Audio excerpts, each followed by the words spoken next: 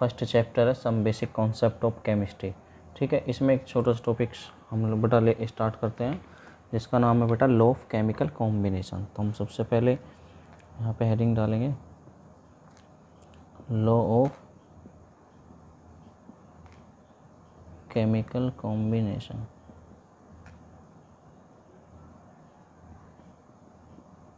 ठीक है, तो हमने हेडिंग डाला बेटा लॉ ऑफ केमिकल कॉम्बिनेशन। ठीक है बेटा, तो अब हम पढ़ते हैं इसके बारे में थोड़ा सा। लॉ ऑफ केमिकल कॉम्बिनेशन क्या है बेटा? इसमें होता क्या है कि जो रिएक्टेंट बेटा, जो रिएक्टेंट होते हैं, ठीक, एरो से लेफ्ट वाला पार्ट रिएक्टेंट होता है, तो जो रिएक्टेंट आपस में कंबाइंड होकर बेटा प्रोडक्ट बनाते हैं। ठीक है, रिएक्टेंट प्रोडक्ट में कन्वर्ट हो जाते हैं, और प्रोडक्ट में कन्वर्ट, रिएक्टेंट से प्रोडक्ट में कन्वर्ट होने के लिए हम 5 लॉज बेटा पढ़ते हैं। ठीक है, वो कैसे कैसे उसमें प्रोडक्ट में कन्वर्ट हो रहा है, क्या क्या मेथड है, तो वो हम लोग इन 5 लॉज के बारे में जब पढ़ेंगे तो आपको वहाँ से समझ में आएगा। ठीक है, तो सबसे पहले हम लॉ ऑफ केमिकल कॉम्बिनेशन, तो हम लोग इसे लिख सकते हैं दीज केमिकल रिएक्शन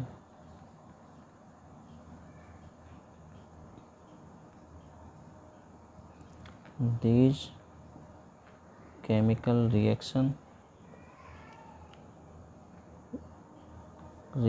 शॉर्ट में लिख दिया बेटा मैंने RNS। ठीक है, reactions take place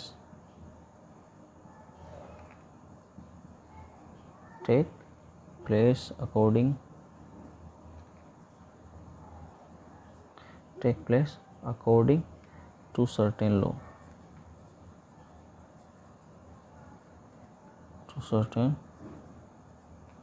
laws। ठीक है, called the law of chemical combination. ठीक है, तो क्या कह रहा हो, these chemical reaction take place, यानी कि वो कैसे अपना वो कर रही है बेटा। टेक प्लेस का मतलब है रिएक्टेंट से कैसे प्रोडक्ट में कन्वर्ट हो रही है। ठीक है, तो ये लॉ क्या कहलाता है, लॉ ऑफ केमिकल कॉम्बिनेशन कहलाता है। अब वो किस से चेंज हो रहा है, वो कौन कौन से 5 लॉज हैं जिनके बारे में हम पढ़ेंगे, तो मैं यहाँ पे लिख देता हूँ, फिर उसके बाद डीपली स्टडी करेंगे। तो सबसे फर्स्ट लॉ है laws of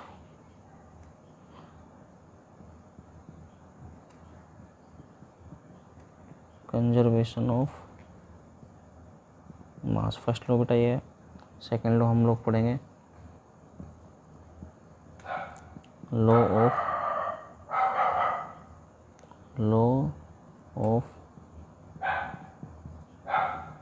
constant, laws of constant, और इसे बेटा कह सकते हैं हम डेफिनेट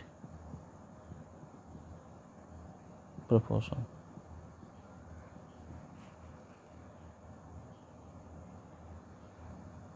TI1 थर्ड लॉ है बेटा हम लोगों का लॉ ऑफ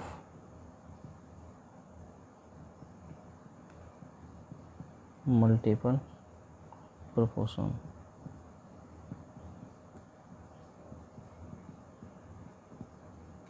फोर्थ लॉ है बेटा law of reciprocal, RECIPROC, reciprocal हो गया बेटा। और 5 लॉज है हमारा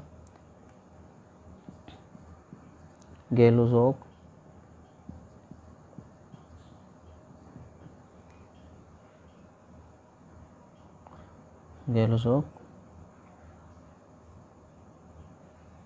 वॉल्यूम्स, गैलोसॉक लॉ कह सकते हैं। ठीक है, वॉल्यूम्स भी कह सकते हैं। तो हम बेटा अब सबसे पहले डिस्कस करेंगे हम बेटा लॉ ऑफ कंजर्वेशन ऑफ मास। ठीक है, तो मैं यहाँ पे इसे रेज कर देता हूँ, उसके बाद आप लोग नोट कर लेंगे हैंड टू हैंड। चलो ठीक है, मैं मिटा देता हूँ।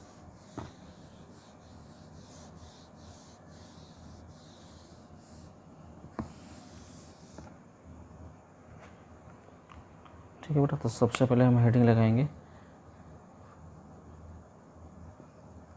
First law of conservation of मास। ठीक है, तो हम सबसे पहले डिस्कस करेंगे लॉ ऑफ कंजर्वेशन ऑफ मास। देखेंगे बेटा लॉ ऑफ कंजर्वेशन, इसमें लिखेंगे आप लोग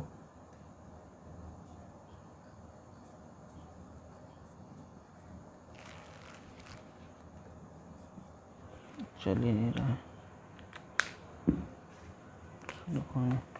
इसमें लिखेंगे बेटा हम लोग इन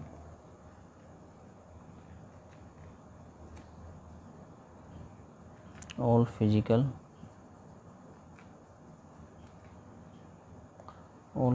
and chemical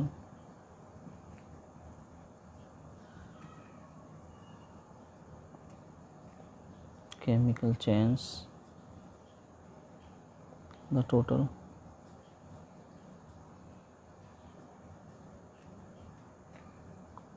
mass of the reactant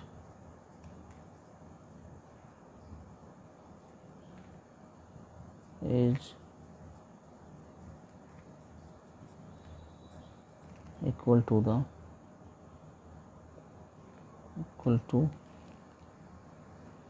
that of the product। देखो बेटा, सबसे पहले हम लोगों ने पढ़ा all physical and chemical change, the total mass of the reactant is equal to that of the product. इसका कहने का मतलब ये है बेटा, जैसे सपोज दैट हमने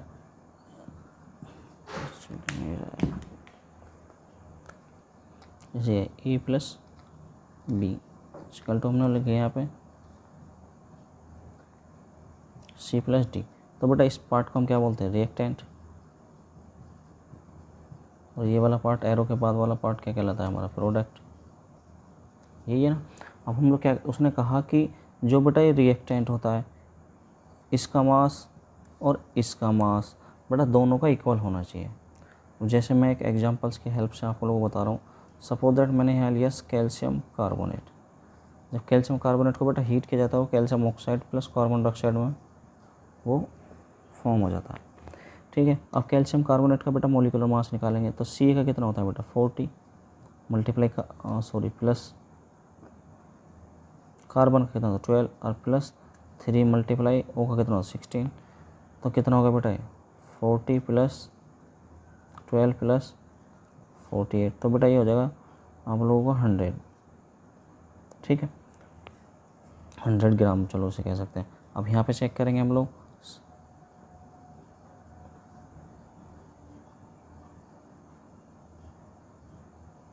ठीक है, ये मैं आप लोगों का आंसर लिया है 100 ग्राम। ठीक, अब इसका चेक करेंगे सी 40 प्लस 16। अब हम इसका चेक करेंगे सी का 12 प्लस ओ का 2 मल्टीप्लाई 16। अब चेक करेंगे कितना होगा बेटा ये 56। ये कितना हो जाएगा 12 प्लस 32, तो 56 और ये कितना होगा बेटा 44। अब इन दोनों को अगर, ठीक, अब इन दोनों को बेटा अगर हम टोटल करें तो कितना आ जाएगा आपका 1000 ग्राम। ठीक है, अब आप लोग चेक कर सकते हैं कि ये इस लॉ को फॉलो करता है या नहीं है। अगर दोनों साइड हमारी बेटा इक्वल आ जाती है, जैसे इधर 100 ग्राम आया और इधर भी क्या आ रहा है बेटा 100 ग्राम आ रहा है, तो ये लॉ ऑफ कंजर्वेशन मास को फॉलो करता है वरना नहीं करता है। ठीक है, तो फॉलो कर रहा है, दोनों साइड रिएक्टेंट एंड प्रोडक्ट बेटा इक्वल आ रहे हैं 100 ग्राम। ठीक है, और एग्जांपल देख लो आप लोग, मैं इसे रेज करूँ, आप लोग नोट कर लेंगे।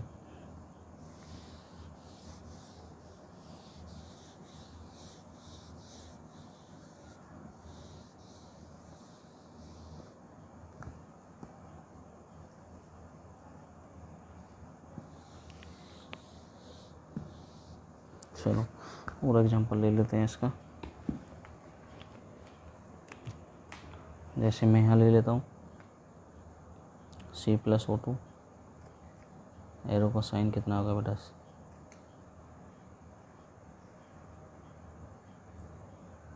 CO2, तो सी का कितना होता है बेटा 12, 12, इसका कितना हो जाएगा 2 × 16, इसका बेटा अभी जस्ट अभी अपना पड़ा 44 ग्राम, तो 12 + 32 इजकल टू कितना होगा 44 ग्राम। दोनों साइड बेटा इक्वल आ रही है नहीं, रिएक्टेंट एंड प्रोडक्ट, तो इसका मतलब ये लॉ ऑफ कंजर्वेशन मास को फॉलो कर रहा है। ठीक है, अब हम इसके थोड़ा कुछ न्यूमेरिकल्स बेटा पढ़ेंगे। तो जैसे मैं यहाँ पे क्वेश्चन नोट कर देता हूँ, उसे आप लोग नोट कर लेंगे, स्क्रीनशॉट ले लेंगे। ओके बेटा, जैसे मैं क्वेश्चन आप लोगों को लिख रहा हूँ, बहुत अच्छा क्वेश्चन है।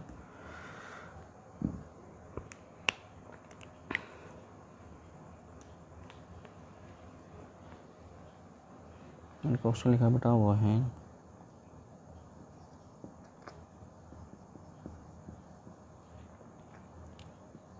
4.2 gram of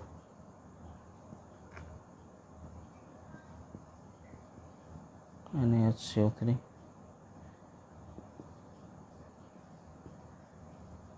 is added to a solution of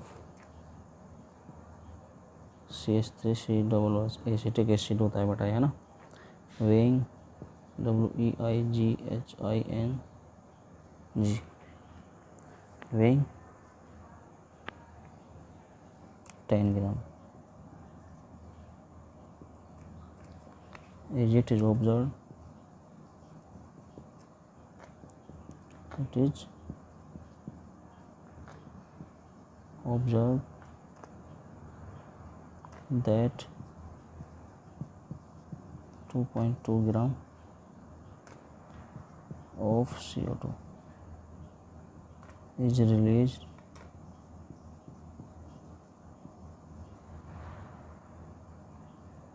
into the atmosphere,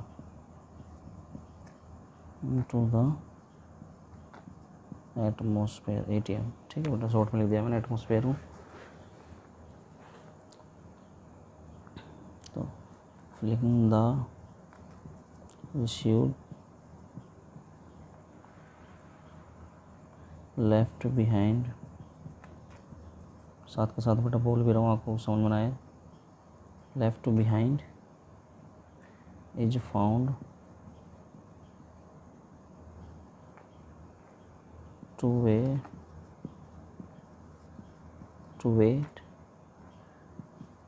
12 gram,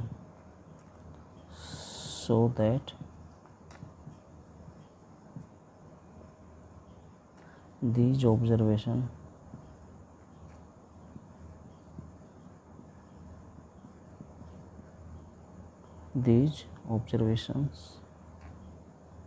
are in agreement with the law of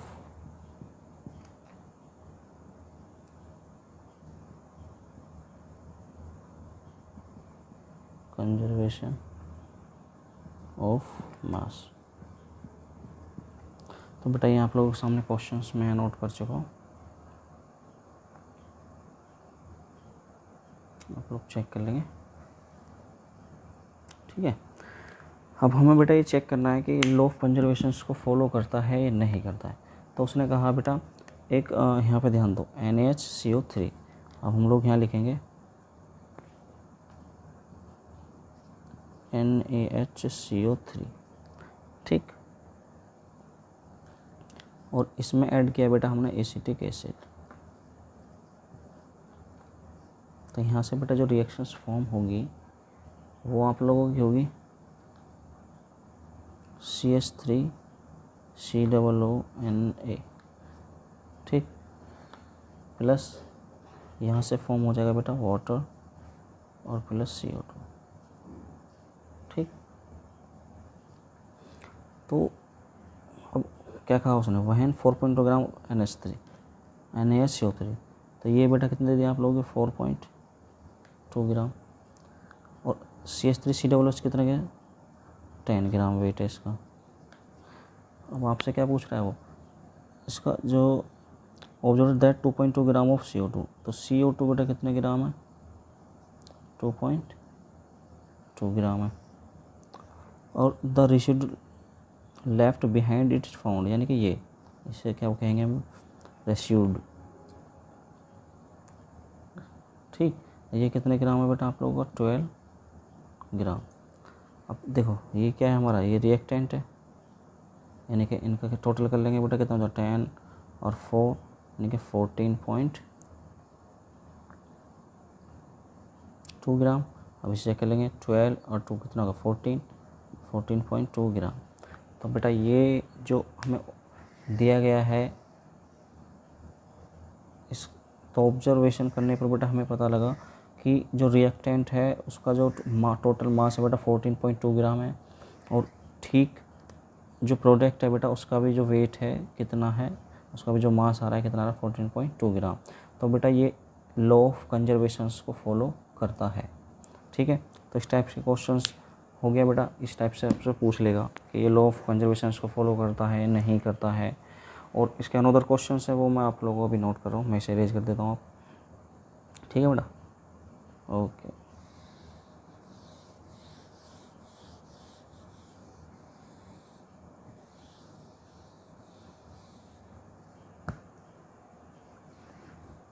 जैसे मैं नेक्स्ट क्वेश्चन लिख रहा हूँ, आप लोग ध्यान से देखेंगे।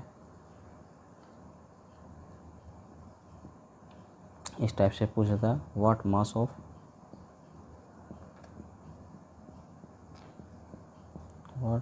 Of silver nitrate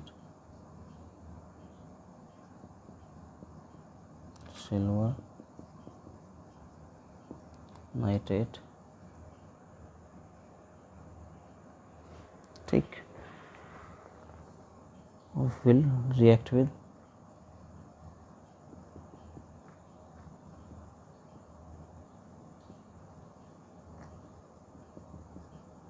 will react with 5.85 gram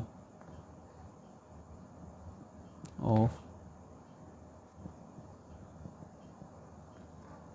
sodium chloride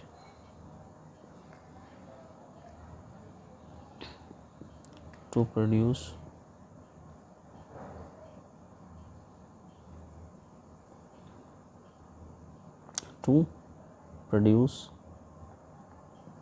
14.35 gram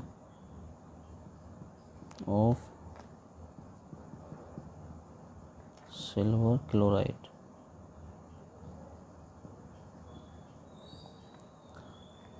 and 8.5 gram of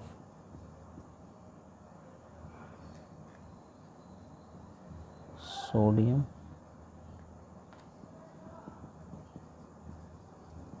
nitrate if the law of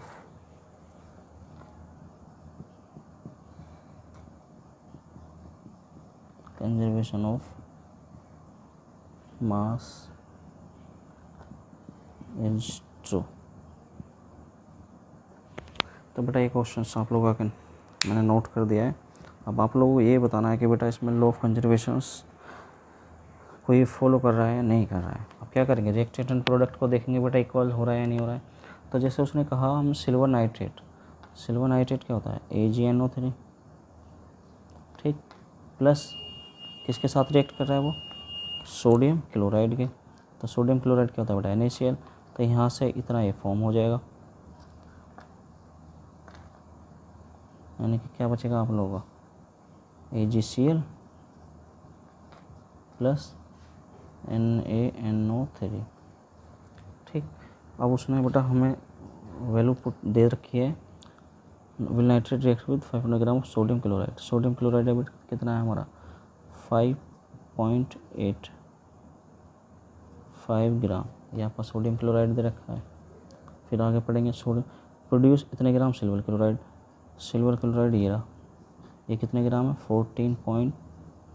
8.35 gram and 8.5 gram of sodium nitrate. Sodium nitrate ये रहा बेटा, ये कितना ग्राम दे रखा है आपको? 8.5 ग्राम। तो वाट मास ऑफ सिल्वर नाइट्रेट, तो सिल्वर नाइट्रेट बेटा ये, तो इसका मास सपोज दैट हमने x ग्राम मान लिया। कितना मान लिया?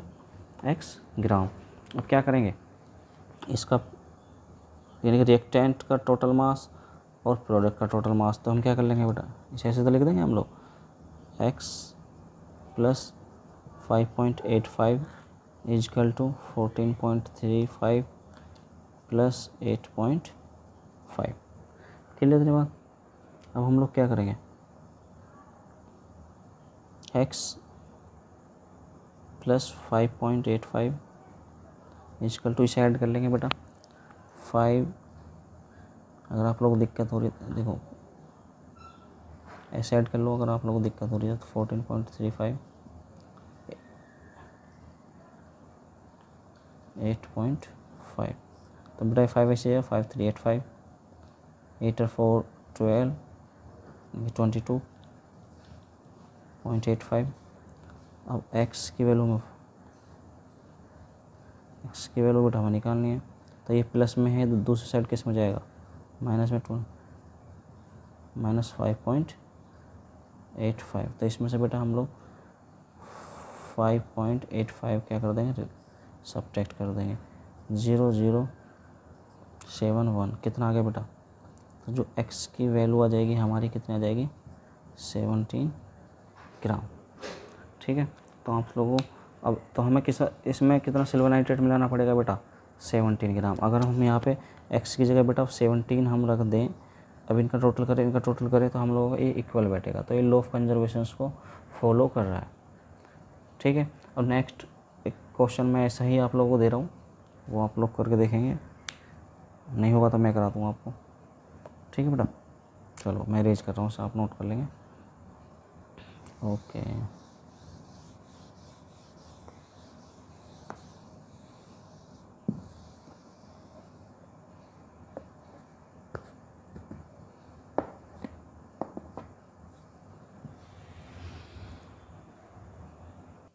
तो बेटा नेक्स्ट जो क्वेश्चन है हमारा वो है यहाँ पे, नेक्स्ट एग्जाम्पल है हमारा,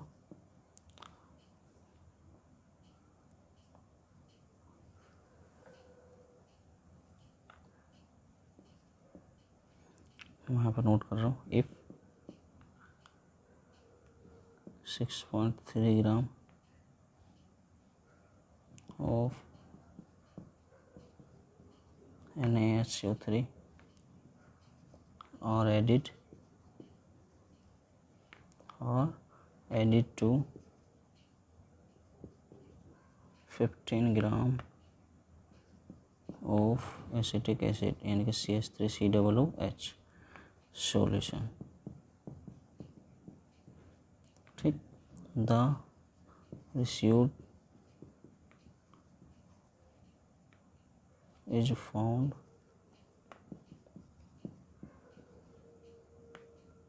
to weigh 18 gram. What is the mass of CO2 released in the reaction? तो बेटा इसमें आपको किसका मास फाइंड करना है, आपको CO2 का। तो वही सेम रिएक्शन जैसे जस्ट मैं करवा चुका हूँ पीछे, NaHCO3 में अगर हम एसिटिक एसिड ऐड करें तो क्या बना, क्या है बेटा, CH3COONA plus H2 plus CO2। ठीक, तो NaHCO3 कितना बेटा ग्राम है, 6.3 ग्राम, और इसमें कितने ग्राम एसिटिक एसिड है, 15 ग्राम, और रेसिड्यू कितना हो रहा है हमें, 18 ग्राम, और पूछा क्या है बेटा आप लोगों से, तो इसे x ग्राम मान लेंगे। अब क्या लिखेंगे, 6.3 plus 15 gram equal to 18 plus x, इसे ऐड कर लेंगे, 15 और 6 कितना हो गया, 21.3 इजकल टू 18 प्लस एक्स, तो एक्स इजकल टू बेटा कितना हो जाएगा 21.3 माइनस 18, तो कितना आ जाएगा बेटा एक्स इजकल टू हो जाएगा आपका 3.3 ग्राम।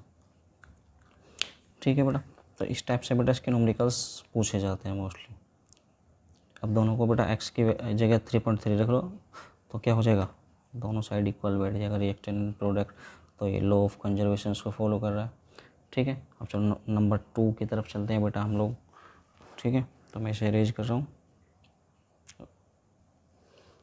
तो बेटा सेकंड लॉ से पहले मैं आप लोगों को एक बात बताना चाह रहा हूँ जो मिस हो गई थी। बेटा जो लॉ ऑफ कंजर्वेशन ऑफ मास था वो फ्रेंच साइंटिस्ट एंटोनी लेवोजियर ने बेटा वो 1789 में दिया था। मैं लिख देता हूँ, ये जो लॉ दिया गया था वो किसने दिया था, एंटोनी लेवोजियर।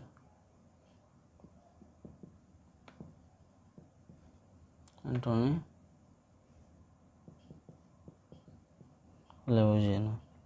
लेवोजियर ने 1789 में दिया था। ठीक है, लॉ ऑफ कंजर्वेशन ऑफ मास जो था वो एंटोनी लेवोजियर ने दिया था। एक बात बेटा और बता दूं, केमिस्ट्री का फादर भी इसे ही कहा जाता है।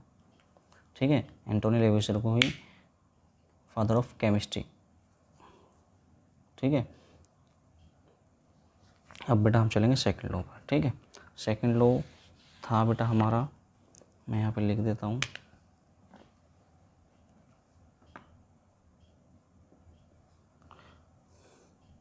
लॉ ऑफ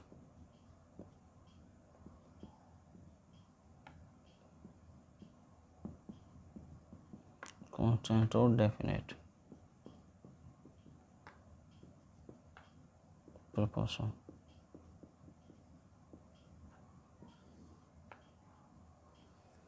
ठीक है, तो बेटा अब इसके बारे में देखेंगे हम लोग।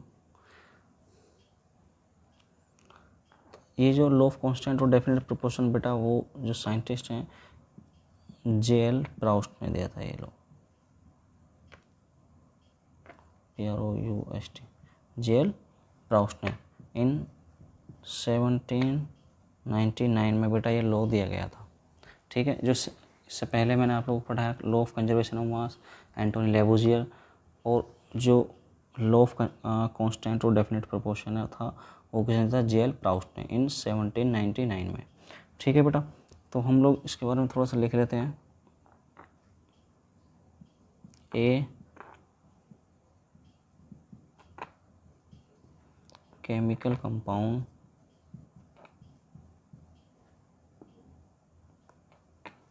is always found to be made up of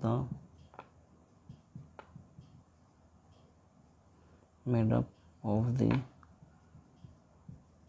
same elements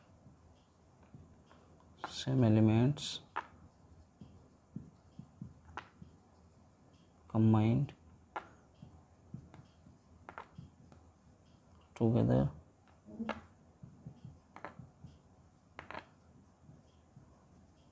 in the same fixed proportion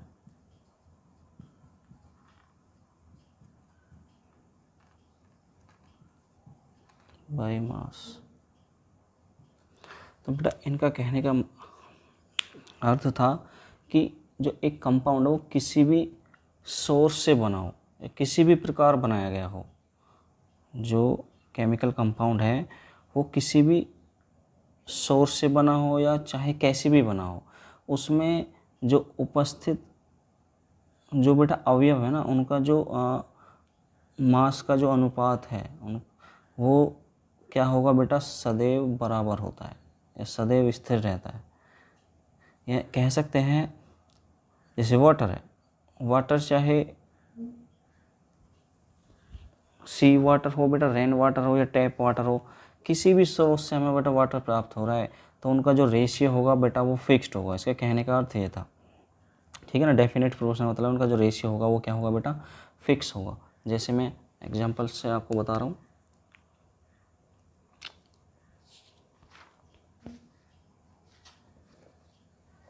देखो जैसे मैंने यहाँ पे लिखा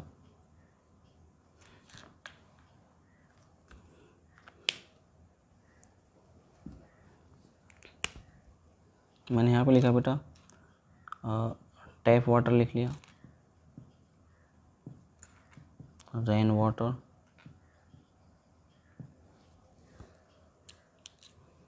और सी वाटर। ठीक है बेटा। तो इसमें जो हाइड्रोजन और ऑक्सीजन का जो बेटा रेशियो होगा, किसका, हाइड्रोजन और जो ऑक्सीजन का रेशियो होगा वो कितना होगा बेटा आप लोगों का।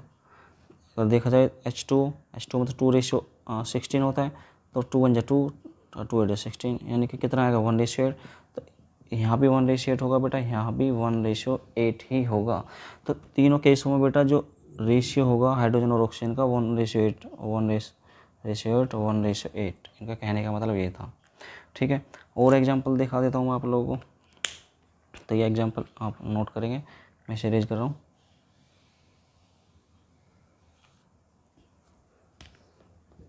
जैसे बेटा देखो फर्स्ट केस CaCO3, इसे मैं हीट करूँ C + CO2। इसका second case C + O2 CO2। Third case बेटा CaCO3 + HCl, बैलेंस के लिए यहाँ 2 लगाएंगे, CaCl2 + CO2 + H2O। और फोर्थ केस बेटा इसे हीट कर देंगे हम लोग, ये हीट का साइन है। तो यहाँ से sodium carbonate Na2CO3 + H2O + CO2। तो बेटा यहाँ तीनों केसों में हम लोग एक बात ऑब्जर्व करेंगे। देखो यहाँ CO2 प्राप्त हो रहा है, यहाँ CO2 फॉर्म हो रहा है, यहाँ और यहाँ पे। ठीक है, तो इन तीनों केसों में बेटा कार्बन और जो ऑक्सीजन का जो रेशियो होगा बेटा, कार्बन 12 ऑक्सीजन 16, तो 4 3 × 12 और 4 4 जा, और CO2 था तो यहाँ पे बेटा CO2 में 32 हो जाएगा। सॉरी यहाँ गलत हो गया। ठीक है ना, क्योंकि CO2 होता है ना 2, तो 16 × 2 = 32, तो 4 8 जा। तो बेटा कार्बन डाइऑक्साइड किसी भी मेथड से प्राप्त किया गया होगा ना, किसी भी सोर्स से प्राप्त किया हो, तो उसमें जो कार्बन और ऑक्सीजन का जो रेशियो आएगा बेटा वो हमेशा 3:8 ही आएगा। ठीक है बेटा, तो ये हमारा था क्या था, लॉ ऑफ कांस्टेंट और डेफिनेट प्रोपोर्शन। ठीक है, अब मैं इसके कुछ न्यूमेरिकल्स बेटा आपको करा रहा हूँ। ठीक है, तो मैं इसे रेज कर देता हूँ, आप लोग एक बार सोर्स चेक देख लेंगे, स्क्रीनशॉट ले लेंगे।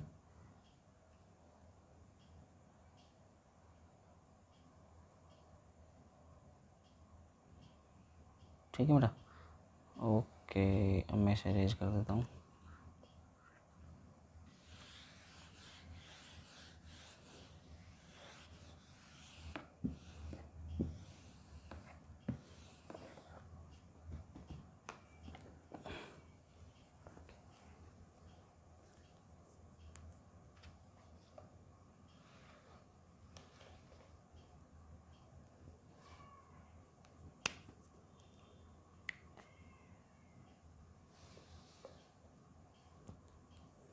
देखो बेटा क्वेश्चन है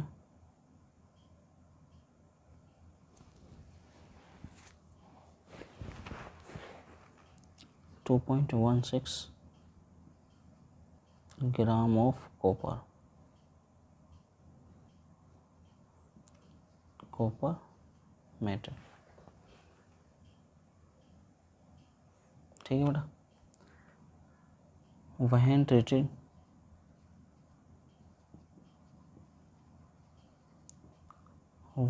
treated with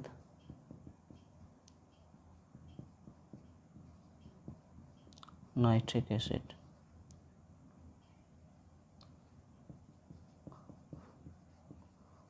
followed by ignition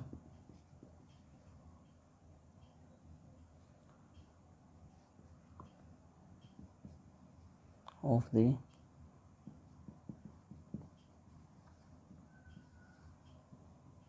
nitrate gave 2.70 gram of copper oxide. In another experiment,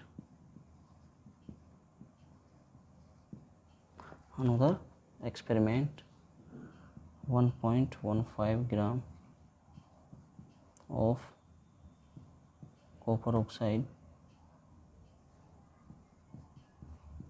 upon reduction with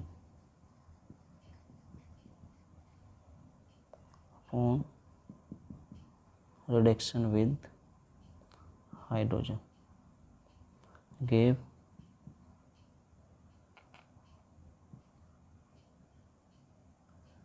0.92 gram of copper, so that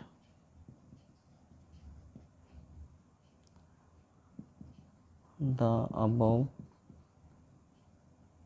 data illustrate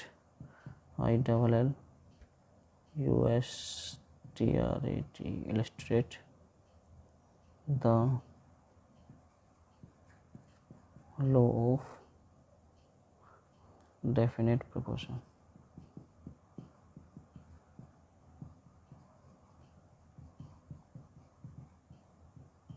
definite. तो बेटा ये क्वेश्चंस मैं आप लोगों को नोट कर दिया। अब हम लोग चेक करेंगे जिनका रेशियो आ रहा है, मास जो आ रहा है वो इक्वल आ रहा है नहीं आ रहा है। चलो अब इसे हम लोग सॉल्व करेंगे।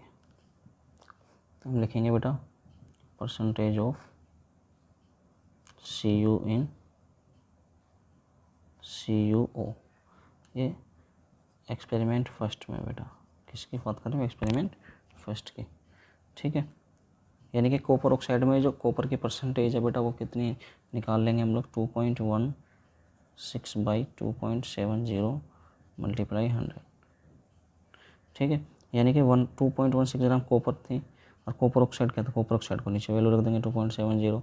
तो यहाँ से बेटा ये जो निकल के आएगा ये तो हमारे 80% आ जाएगा। कितने परसेंट आ जाएगा? 80%। तो percent of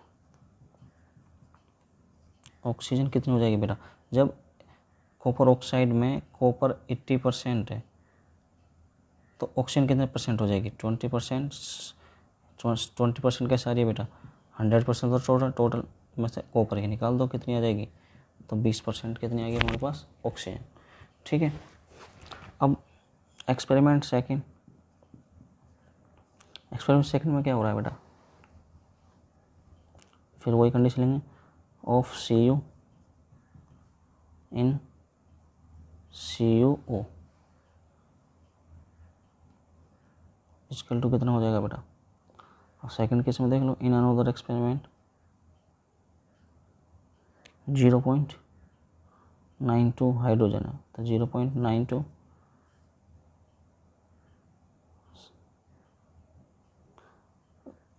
another experiment 1.5 gram of copper, तो कितनी है? 1.15 मल्टीप्लाई 100।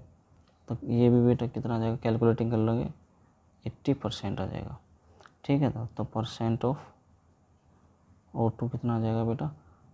100 माइनस 80 इक्वल टू 20%, ठीक है।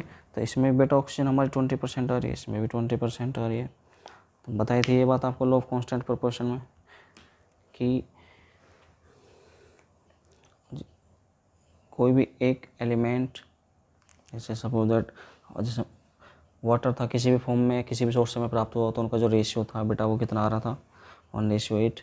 तो ऐसे ही बेटा यहाँ पे जो ऑक्सीजन कितना आ रहा है? हर बार 20% आ रहा है। तो उसका मतलब ये लॉ ऑफ डेफिनेट प्रोपोर्शंस को बेटा ये फॉलो करता है, ठीक है।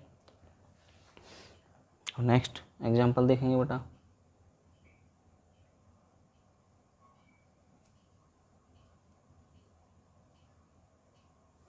चलो नेक्स्ट एग्जाम्पल से अरेंज कर रहा हूँ,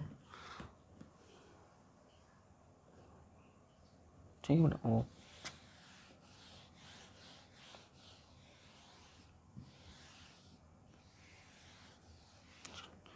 चलो मैं क्वेश्चन नोट कर देता हूँ बेटा, मैंने क्वेश्चन यहाँ पे नोट कर दिया है, ठीक है।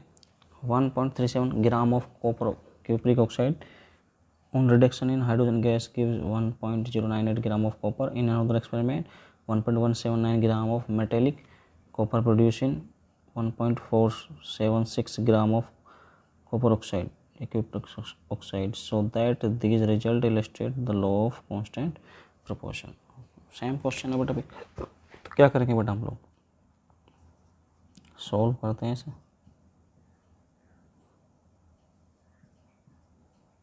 मास ऑफ Cu कितना दिया है बेटा, 1.375 ग्राम। मास ऑफ कॉपर कितना है बेटा, 1.098 ग्राम, ठीक है। तो मास परसेंट निकाल दो, मास परसेंट ऑफ कॉपर। जैसे जैसे बेटा पीछे किया था, तो कॉपर को कहाँ रखा जाएगा, ऊपर 1.098 और कॉपर ऑक्साइड को 1.375 और मल्टीप्लाई 100, ठीक है बेटा। तो इसकी जब कैलकुलेटिंग करेंगे तो तुम्हारा आ जाएगा 79.86, कैलकुलेट करके देख लेना आप लोग, ग्राम, ठीक है। ये तो एक्सपेरिमेंट आपका फर्स्ट था। अब एक्सपेरिमेंट बेटा सेकंड, एक्सपेरिमेंट सेकंड में क्या करा है, मास ऑफ CuO इसके लिखना है बेटा 1.476 ग्राम, ठीक।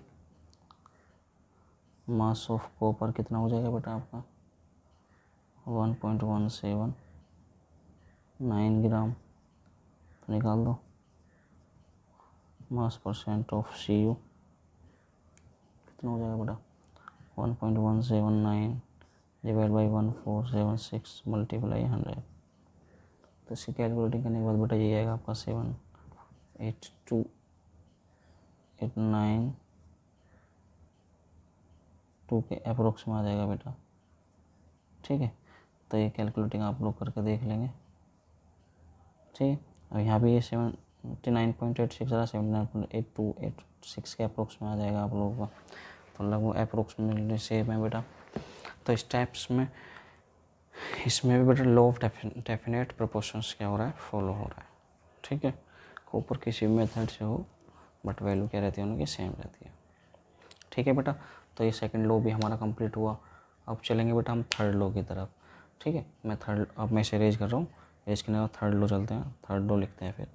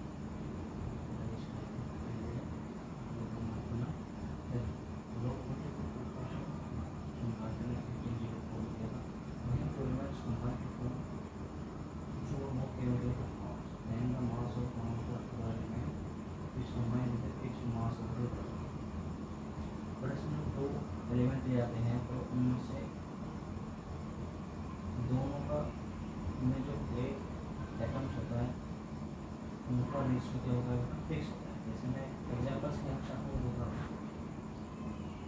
जैसे मैंने यहाँ पे लिया बेटा कार्बन और यहाँ लिया ऑक्सीजन, ठीक है।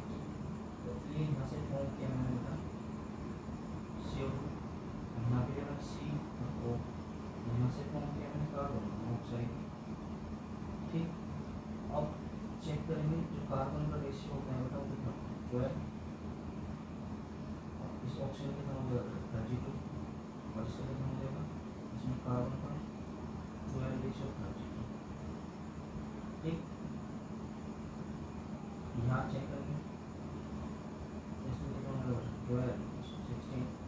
अब इसमें देखो जरा कार्बन जो एक एलिमेंट है ना, यानी कि इसमें कार्बन जो है कार्बन का रेशियो बेटा फिक्स है, ठीक है। जो अदर एटम्स है इसका ऑक्सीजन, इसका जो मास है बेटा m डिफरेंट है। तो ये बात उसने हमें बताई थी कि जब दो एलिमेंट्स को कंबाइन किया जाएगा तो उनमें एक से अधिक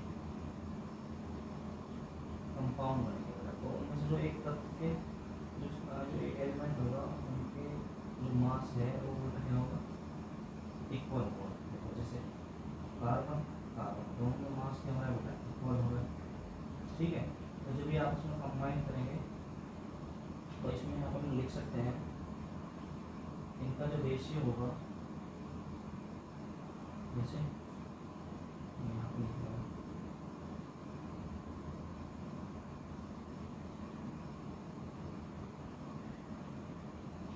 different masses of different mass oxygen को कौन सा तो देखिए 32 ग्राम 16 ग्राम, ये तो डिफरेंट masses है which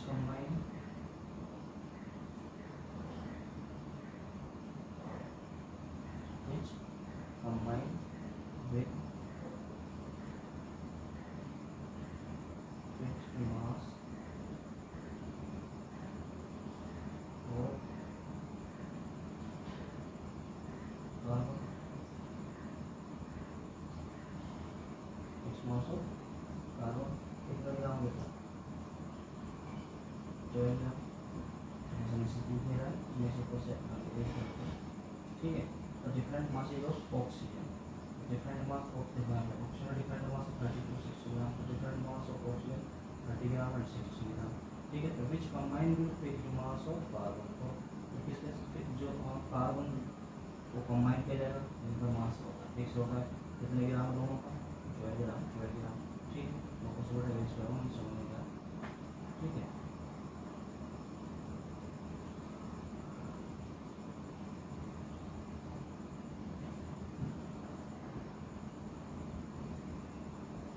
तो इसमें बेटा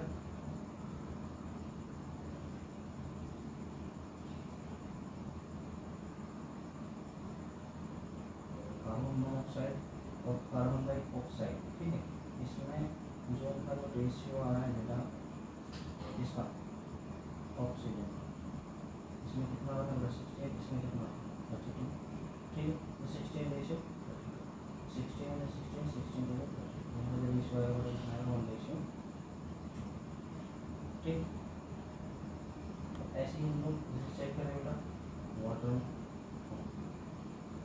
यानी कि हाइड्रोजन को अगर ऑक्सीजन के साथ कंबाइन करें तो वाटर फॉर्म करता है, हाइड्रोजन ऑक्साइड फॉर्म कर रहा है। अब इसमें रेशियो कितना होगा 2:16, इसमें कितना 2:32।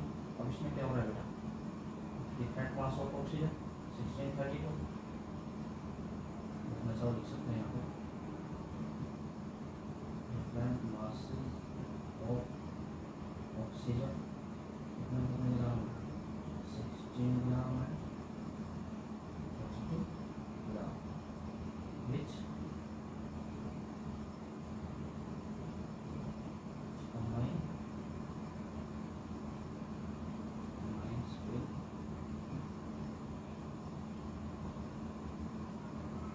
fixed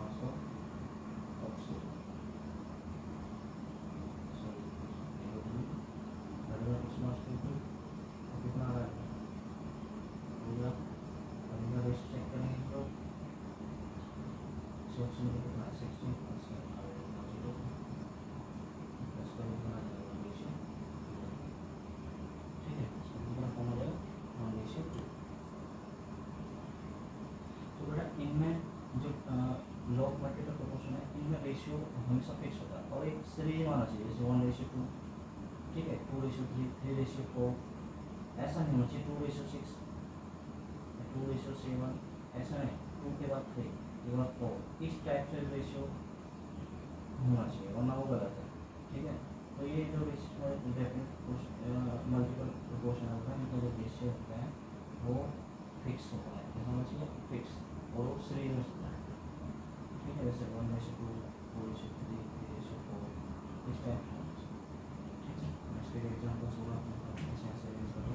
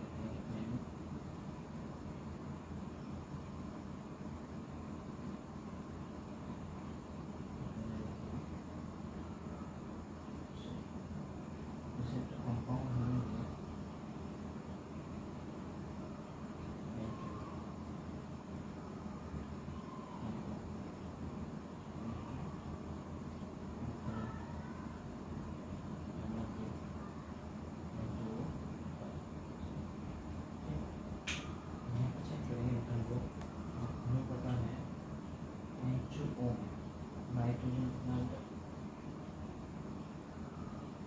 28, ऑक्सीजन 16, इसमें देखना नाइट्रोजन 14, 16, इसमें देखना 14 को 28, 48, 16 को 48, इसमें 7 14, इसमें 38, इसमें हो गया 48 और इसमें हो गया 18, समझ में आ रहा है ना कैसे होगा। नाइट्रोजन 14 होता है, 14 को 28, नाइट्रोजन में मास रहेगा 28, ऑक्सीजन का 16, अब एन 14 हो जाएगा, एन नहीं है 14, ऑक्सीजन कितना होगा 16, अब N2 ये 42 का 28 और ऑक्सीजन का मास कितना जाएगा 16 की 48, तो इनका इस टाइप से होगा, ठीक है, कन्फ्यूजन है। यानी कि अब जहाँ पर बेटा नाइट्रोजन ऑक्सीजन 16 रहा हो, नाइट्रोजन में नाम चाहिए 28 है, तो अब हमें इसमें दोनों वो देखते हैं नाइट्रोजन ऑक्सीजन नाइट्रोजन या तो नाइट्रोजन का मास फिक्स कर दो या ऑक्सीजन का मास फिक्स कर दो, तो मैं बेटा इसका मास फिक्स कर रहा हूँ, इसका नाइट्रोजन, यहाँ पे 16 28, इससे 28 करेंगे बेटा कितना हो जाएगा 40, 25 करेंगे 14 हो जाएगा, ये तो इसका जो 28 और 16 ये तो ऐसे ही रहेगा बेटा, इसे 28 करेंगे 2 से मल्टीप्लाई, इसमें 2 इसमें 2 से मल्टीप्लाई होगा कितना हो जाएगा 32, सेम ऐसे तो 28 है 10 ये ऐसे 28 32, ये ऐसे 60 हो गया, ये तो 28 ऐसे हम लोग ऐसे ही लेते हैं, ठीक है। तो इसमें क्या रहेगा 1 2 3 4 5 6 7 8 9 64, तो इसमें क्या आ रहा है बेटा रेशियो फिक्स आ रहा है, रेशियो फिक्स कर दिया, फिक्स करने में क्या है 1 2 3 4 5, ऐसा नहीं है कि यहाँ पे गैप देके 3 के बाद 7 लगाकर 6 आएगा तो वो बेटा गलत है, ठीक है। एक सीरीज से आ रहा है बेटा 1 2 3 4 5, तो ये लो मल्टीपल प्रोपोर्शंस ठीक है बेटा, इस टेबल से हाँ देखिए देखने नेक्स्ट हम लोग तो बेटा फोर्थ जो लो था हमारा वो फोर्थ लो है law of reciprocal proportion,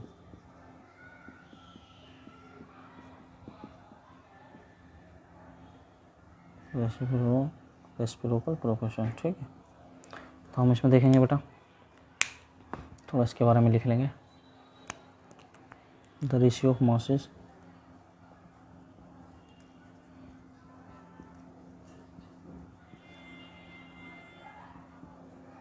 masses of two elements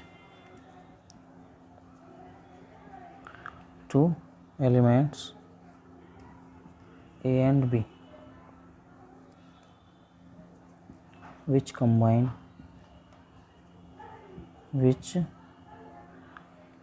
separately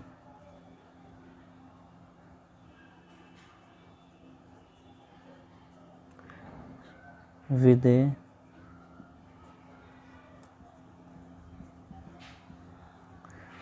a fixed mass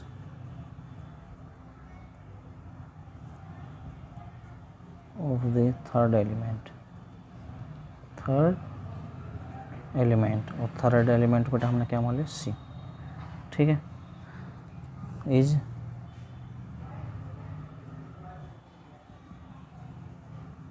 either the same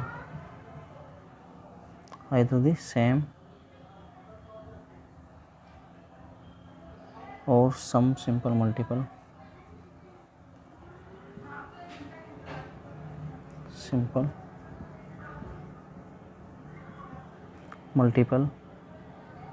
of the ratio of the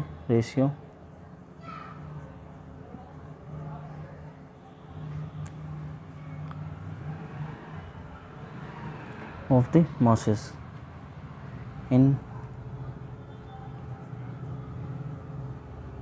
which A and B combine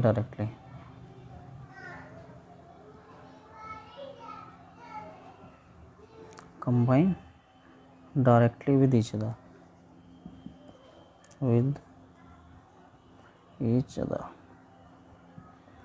ठीक है बेटा।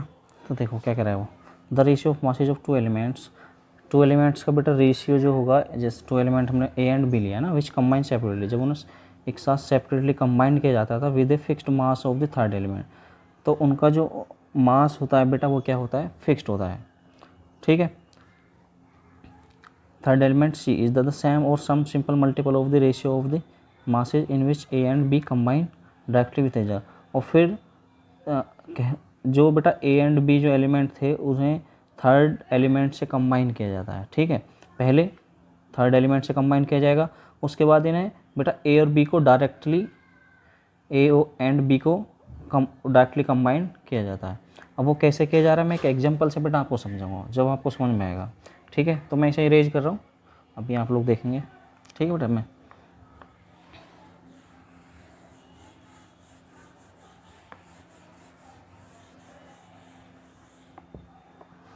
देखो जैसे मैंने लिया है यहाँ पे सल्फर एंड ऑक्सीजन, ठीक है। सल्फर और हाइड्रोजन कंबाइन किया जा रहा था, क्या फॉर्म हो रहा है बेटा H2S, और इसे H और O को कंबाइन किया जा रहा था, क्या फॉर्म हो रहा है हमारा H2O, ठीक। अब यहाँ पे इसका जो रेशियो होगा कितना हो जाएगा 2:16, और इसका रेशियो कितना हो जाएगा 2:16, सॉरी सल्फर का होता है 32 मास, ठीक है बेटा 32। अब देखो हाइड्रोजन का रेशियो क्या है बेटा, सेम है, हाइड्रोजन का जो मास है वो क्या है बेटा, सेम है। अब ठीक, तो अब हम लोग लिख सकते हैं बेटा ratio of masses of sulphur and oxygen which combine with fixed mass of hydrogen, ठीक है। तो ratio of masses sulphur and oxygen which combine, जब सल्फर और ऑक्सीजन को साथ कंबाइन किया जाता है तो किससे कंबाइन किया जा रहा है, फिक्स मास ऑफ हाइड्रोजन से, ठीक है, H2 से। तो क्या हो रहा है, सल्फर और ऑक्सीजन का जो मास है बेटा कितना हो जाएगा, सल्फर का कितना है हमारा 32, रेशियो कितना हो जाएगा 16 होगा, तो 32 इसे क्या लिख सकते हैं बेटा हम लोग 16 में 16, 16 में 32, तो 2:1 लिख सकते हैं। ठीक, अगर हम अब उसने क्या क्या कहा था डेफिनेशन में, अब ये तो ए और बी को कंबाइन किया जा रहा है थर्ड एलिमेंट से, थर्ड एलिमेंट हमारा हाइड्रोजन है। ठीक है, इसे कंबाइन करने के बाद बेटा H2S आ गया और HO को कंबाइन करना H2 हो गया। अब ए और बी को बेटा डायरेक्टली क्या किया जा रहा है, कंबाइन किया जा रहा था। क्या फॉर्म हो जाएगा बेटा, SO2। एस का कितना होता है बेटा 32, और ऑक्सीजन कितना हो जाएगा 32, ऑक्सीजन भी 32 हो जाएगा।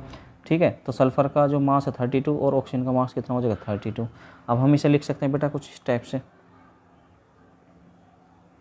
मैं यहाँ पे लिख देता हूँ, चलो मैं यहीं लिख देता हूँ,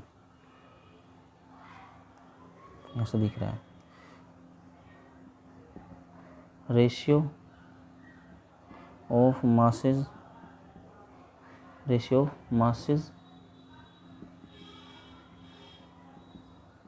in which sulfur and oxygen themselves combine।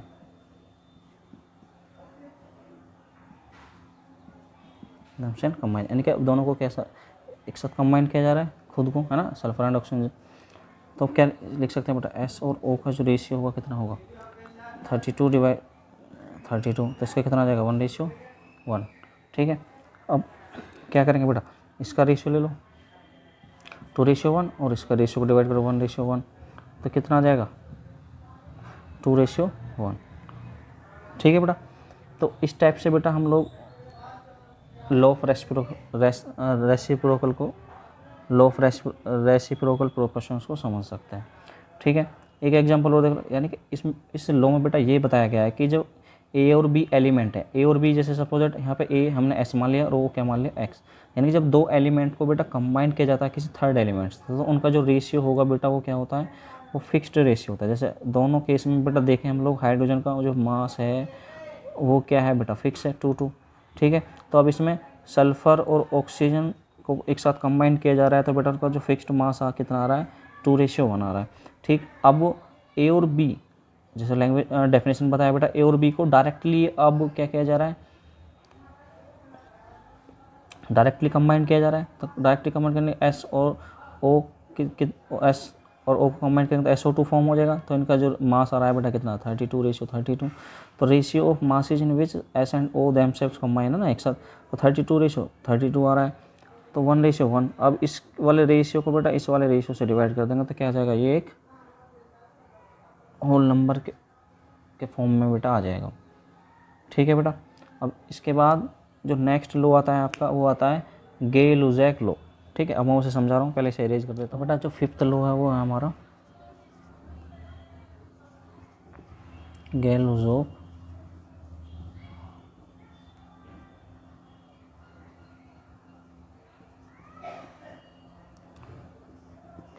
Low.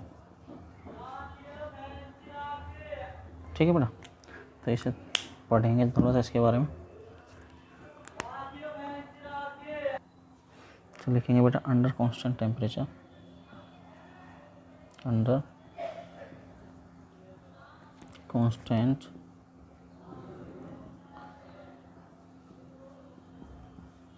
Temperature and pressure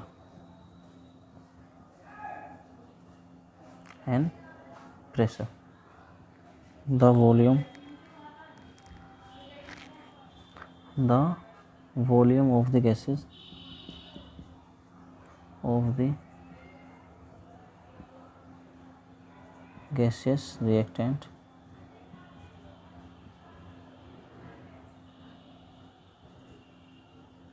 bear a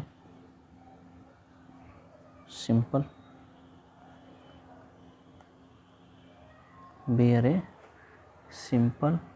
ratio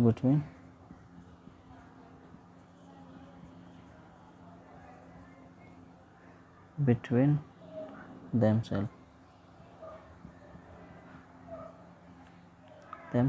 and also with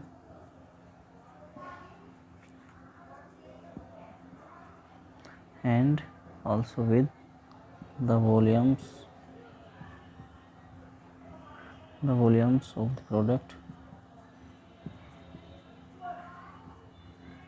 the product if gaseous। If gases. तो बेटा जो गैर-लुजोक लो था वो क्या बताया उन्होंने, पहली कंडीशन गैर-लुजोक जो लो है बेटा वो किस पे वैलिड होता है, वो गैस पर वैलिड होता है। ठीक, जैसे एग्जांपल से मैं समझा रहा हूँ, H2 प्लस Cl2 ये भी गैस है और ये भी गैस है। ठीक है, फॉर्म हुआ बेटा HCl, ये भी क्या है 2, ये भी गैस है।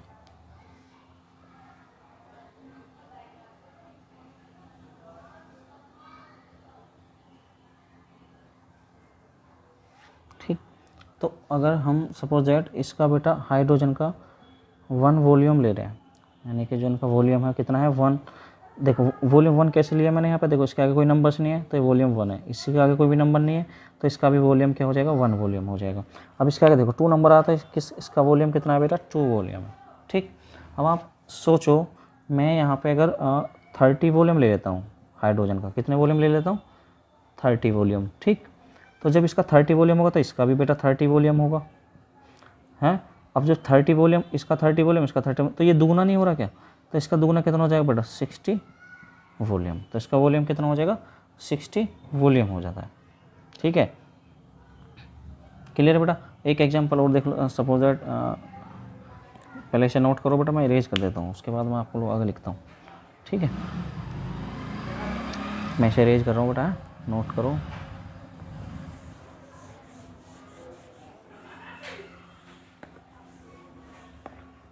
देखो नेक्स्ट एग्जांपल देखो, जैसे N2 प्लस H2 एरो का साइन NH3। ठीक है, तो बैलेंस के लिए क्या लगा देंगे 2 लगा देंगे और यहाँ पे लगा देंगे 3। क्लियर है बेटा। तो इसका वॉल्यूम कितना है 1 वॉल्यूम है, इसका वॉल्यूम कितना है 3 वॉल्यूम है और इसका वॉल्यूम कितना है बेटा 2 वॉल्यूम है। ठीक है,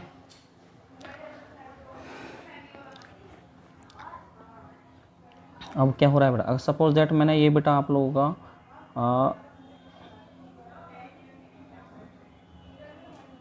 40 ml ले लिया, सपोज दैट ये मानो, तो ये अगर 1 वॉल्यूम नाइट्रोजन था वहाँ 3 वॉल्यूम क्या चाहिए बेटा हाइड्रोजन चाहिए। तो ये 3 गुना हो रहा है, 3 गुना हो रहा है, और 3 गुना का मतलब कितना हो जाएगा बेटा 120 वॉल्यूम हो जाएगा। यदि समझ रहे हो कैसा है, ये 40 वॉल्यूम है, 40 वॉल्यूम सॉरी है ना 40 वॉल्यूम। तो ये अगर 1 वॉल्यूम नाइट्रोजन है तो 3 वॉल्यूम वहाँ क्या चाहिए हाइड्रोजन। तो ये 40 वॉल्यूम है तो ये 3 गुना हो जाएगा 120 हो जाएगा, और ये कितना गुना हो जाएगा बेटा 20, तो 4 कितना हो जाएगा 80 वॉल्यूम। ठीक, अगर मैं तुमसे कहूँ बेटा मुझे ये 20 वॉल्यूम लेना है, कितने वॉल्यूम लेना है 20 वॉल्यूम। जब ये 20 वॉल्यूम है तो ये कितने वॉल्यूम हो जाएगा बेटा 3 गुना कह रहा है वो, तो 3 गुना का मतलब क्या है 60 वॉल्यूम।